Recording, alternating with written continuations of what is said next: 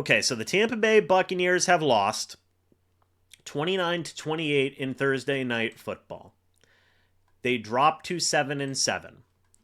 What this means is that if the Tampa Bay Buccaneers, if the Carolina Panthers win this week against the Saints, and then the Bucs lose to the Panthers next week, the Bucs season is over. That is what this loss just meant. Okay? Okay. Now, let's dive into the game. Firstly, starting with the offense, Baker Mayfield did not play the best game in the world. 19 of 34, 277 yards, 2 touchdowns, 1 pick, sacked 5 times. Sacked 5 times in this game, okay? The offensive line was really, really poor in this game, but Mayfield did miss a good amount of throws, okay? And that needs to be mentioned. That needs to be brought up, okay? Is that Mayfield played a mixed bag of a game. Ultimately, I think that the offense did do enough to win this football game. But it didn't happen. I mean, they scored 28. The Bucs ran the ball well. 22 carries for 88 yards and a touchdown. Okay, I thought Bucky played a good game. I thought Rashad White played a good game. Sean Tucker had a touchdown. Cool. Evans came back. 132 yards in this game. Looked awesome. Emeka Ibuka, 4 catches for 64 yards. The quartet of receivers all got a little bit of work in, right? Devin Culp had a touchdown, which was awesome.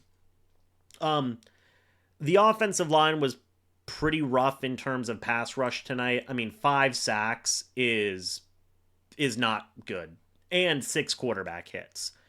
7 tackles for loss in there.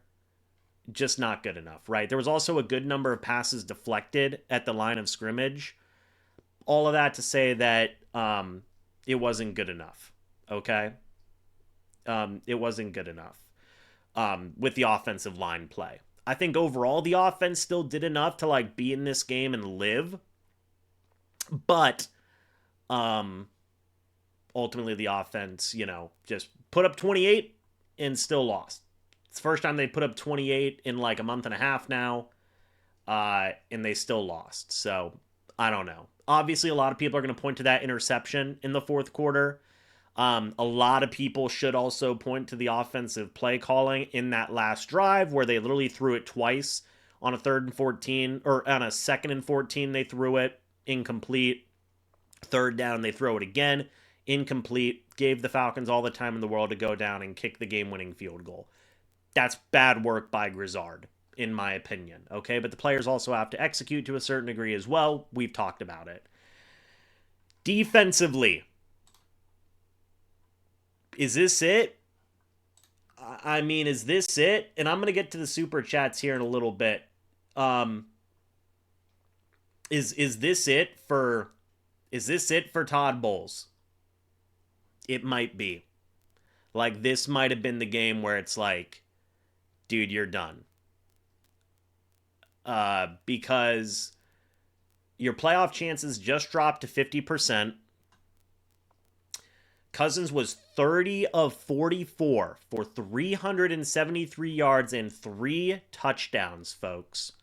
Bijan Robinson, 19 carries, 93 yards, and a touchdown. Kyle Pitts is the first tight end for over 150 plus yards receiving and 3 receiving touchdowns in a game since Shannon Sharp in 1996.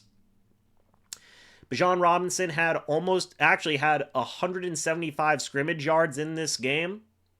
David Sills had 6 catches for 78 yards in this game. If you don't know who that is, I don't blame you.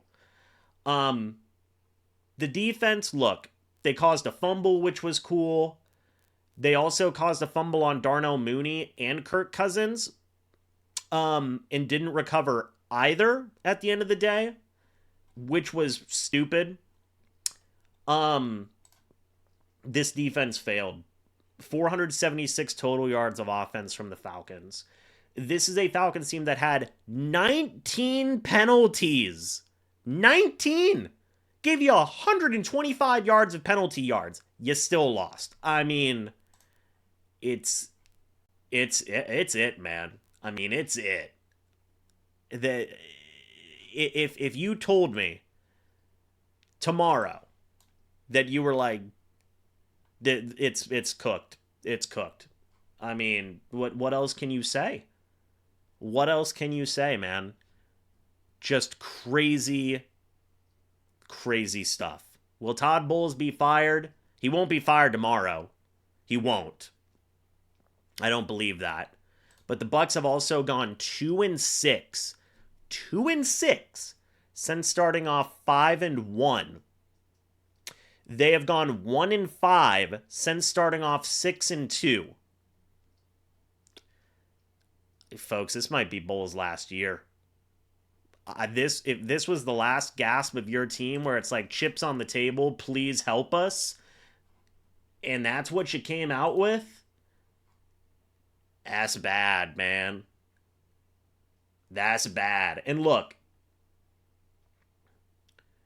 I understand that a lot of people are going to blame a lot of different human beings, right? And it's on a little bit of everybody. Players, coaches, we GM, we all know all of that, right? We all know all of that. Um Brother, you blew a 14-point lead.